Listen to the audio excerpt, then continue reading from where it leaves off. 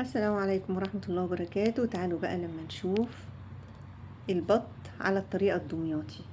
البط على الطريقة الدمياطي بالمرتة كده، خلطة كده في منتهى الجمال. بسم الله ما شاء الله. عندنا كده البطة بتاعتنا، جبناها غسلناها كويس ونضفناها، ونبتدي بقى نحط محلول المية. عندنا ملح، عندنا دقيق، معلقة دقيق، معلقة ملح كبيرة، معلقة سكر، ورق لورا.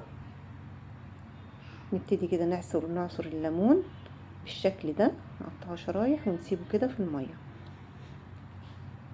ندعكها كده بقى دعكة حلوة، ونبدأ نحط مية عادية خالص من الحنفية، نغمرها كده بالمية ونسيبها كده من 3 ل4 ساعات.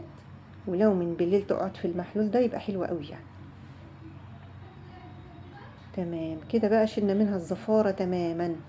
بعد كده هنصفيها ونغسلها كويس، نشطفها ونصفيها، ونبتدي بقى ايه، نعمل البصل بتاعنا. قطعنا كده تقريبا نص كيلو بصل، قطعناه، بنقطعه مكعبات، او انا حبيت ان انا اقطعه كبير شويه شرايح كده بالشكل ده. تبلناه بملح وفلفل وشوحناه في معلقه زيت على النار. هنا كان عندي بشر ليمونه، حطيت له كده اديله طعم حلو، واقلبها بالشكل ده مع طماطمايه متقطعه. الخلطه كده جاهزه، دبلتها على النار مع معلقه زيت وخليتها كده بالشكل ده. هبدا بقى كده احشي من جوه البطه بتاعتنا بالشكل دوت. هملاها كويس قوي ما بين الجلد واللحم كده، هعمل فراغات وهبدأ احط البصل يديها طعم حلو مع ما بين اللحم والجلد كده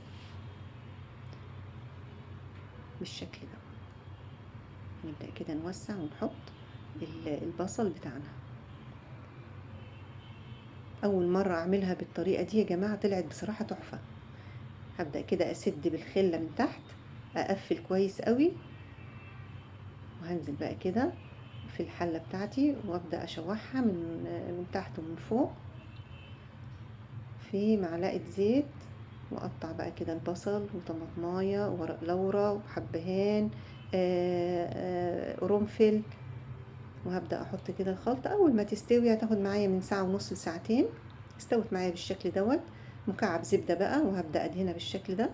كنت محضرة بقى هنا ايه، معلقة صلصة، معلقة كاتشب، معلقة مستردة، معلقة باربيكيو. وهبدأ كده ادهنها بالشكل دوت واحطها تحت الشواية بتاعة الفرن.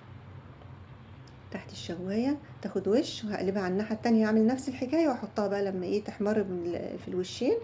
ورز بقى بشعرية بالشكل دوت ونحطها. روعة، مستوية وطعمها حلو، والبصل اللي جوه روعة.